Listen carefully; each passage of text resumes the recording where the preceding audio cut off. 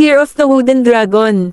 Kabilang sa iba pang taon ng dragon sa Chinese zodiac, pinanganak ng 1928, 1940, 1952, 1964, 1976, 1988, 2000, 2012, 2024, 2036. Ang mga dragon ay isang iginagalang na simbolo sa Chinese na astrolohiya at sikat sa kanilang kapangyarihan, karunungan, at tagumpay.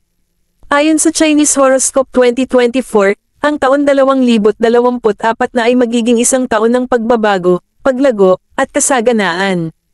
Ang dragon ay kabilang sa simbolo ng yang at ito ay nauugnay sa isang elemento ng apoy.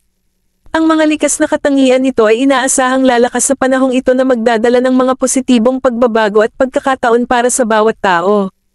Ang Year of the Dragonwood ay nagbibigay ng masaganang taonan at isa rin maswerte kulay ay ang magsuot ng dilaw at berde dahil sumisimboli ito ng kapayapaan. Hanggang dito na lamang po, ito ay gabay lamang ngunit sa Diyos Peren umasa ng pagpapala na ang 2024 ay maging masagana sa atin lahat. Maraming salamat po. Love and peace.